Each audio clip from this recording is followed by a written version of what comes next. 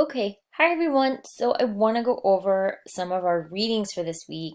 And just to cover, I know you're going to be getting into a couple of the different chapters, but I want to make sure this is up so you can hear me.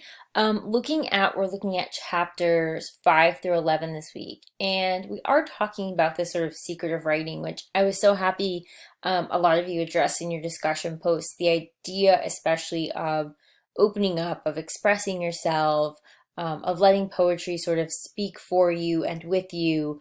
I thought that was really important to consider, especially with the passages that we read. I love this to begin because there really is no secret to writing. You just sort of have to do it. Our first section that Kawit talks about is actually awful poems. Chapter 5 is sort of dedicated to that. And he starts off with one sort of here. You can read it on yours, and it's slightly cringeworthy a little bit when you're getting into it, but when you look at some of his reasoning behind it, it's actually really important to remember when looking and reading and talking about poetry too.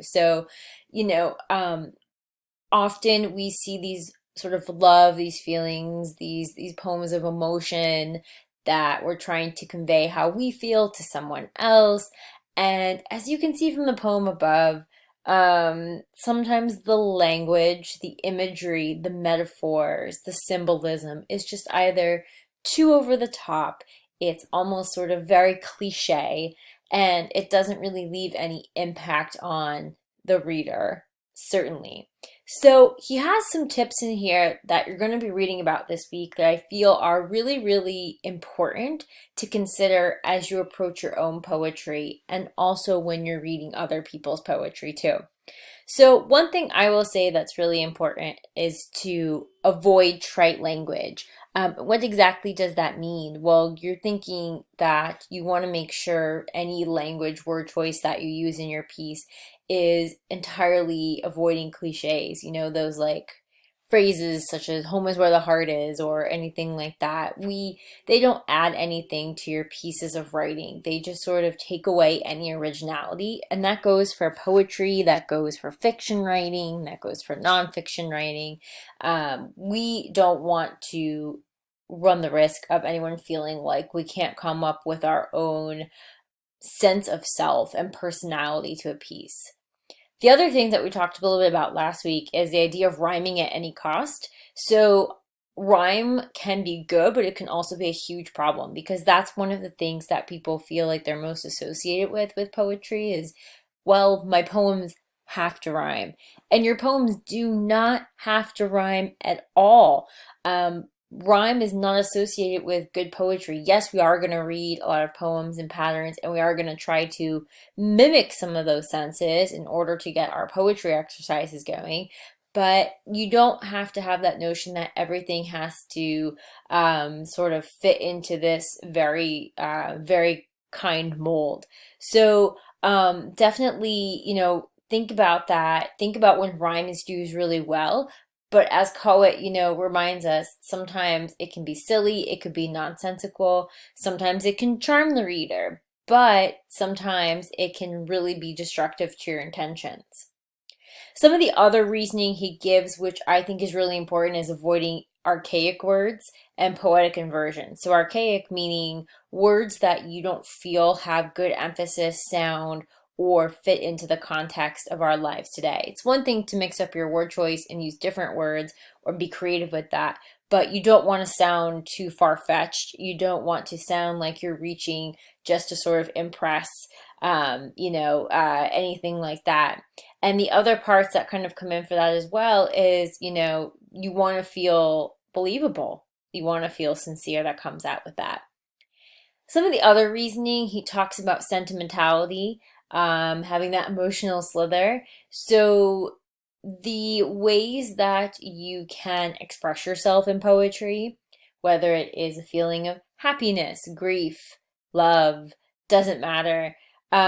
Sometimes it might, very much sound boring in verse or prose. The poem that he starts off this chapter with, it's not very interesting and it's hard to tell a little bit more what it's exactly about. Um, And it is better. We always say less is more when writing. You don't only want to explicitly say, I'm feeling sad or I'm feeling happy in this poem. You want to let the reader kind of figure that out for you. You want to let them kind of analyze it a little bit more as well. We'll also talk a great deal about honesty. Honesty is really important in all different parts of writing. So it's one thing to make sure that, you are being open with yourself and being open with your reader. Take a look at the examples that he gives here as well. Um, Being vague is one thing, but confusing and not being clear on your intentions or clear in your prose, clear in your voice is a whole other thing as well. So we'll talk about that and you'll read a little bit more about that with some of the examples that he's given here as well.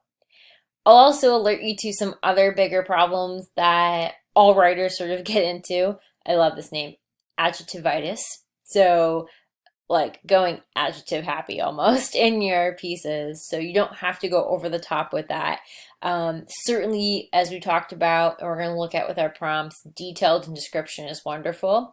But you might even find some of the more published pieces that we're reading. You might feel like some of them go a little too over the top with too many adjectives. That's okay. And that's one thing as well. We're all not going to like every single poem equally, and that's okay. We want to use appropriate imagery, not inappropriate imagery. So, though a boatless winter lake might, say that you're isolated and sad, nothing in the poem has anything to do with water or boats. You want to make sure all your images sort of match up well. That goes along really well with misusing allusions and mythology. So, a lot of poetry is greatly influenced and references Greek gods, Greek mythology, but a lot of people use those sometimes the wrong way. You don't want to drag them into your poems if they don't need to be there. I like what he says, let those poor old retired gods rest in peace. And a couple other points for this chapter: clarity, simplicity, and directedness. So, had that, poet been asked to write a new draft and maybe half the words, it would have come out much, much better. So when in doubt, always choose your words carefully that you put in. Here's a different example that, you'll find in the book to kind of compare it with well. So I want you to keep in mind some of these pieces. He also talks about keeping the ego out of the way. And this is really important. How much is yourself coming out in what types of fashion in poetry? Are you trying to make your sound better? Or are you, this is so funny. Like, obviously, it's an amusing poem. I like my own poems. I like my own poems best. I quote from them from time to time, saying, a poet once said, and then follow up with a line or two. So you get the idea here of kind of what he's going for. So we're going to look at some exercises this week. We're going to be critiquing poetry, which is really important for you to kind of get in the swing of things and for you to kind of, really like enjoy doing a little bit more. Critiquing does not mean you hated something. It does not mean you immensely fell in love with something. You're looking at it from a very writerly perspective and trying to figure out, exactly what some of these questions sort of address in here too. And the same thing when we do some rewrites for this week. So I'll stop here for this set of notes just because I wanted to breeze through this chapter and so you can sort of hear it in my own voice. And we'll do each chapter this week. I think these will go by pretty quickly, and I know a lot of it probably seems common sense to you, but that's okay. It's nice to see it and to hear it. And we'll be doing some of the other exercises from our chapters this week too.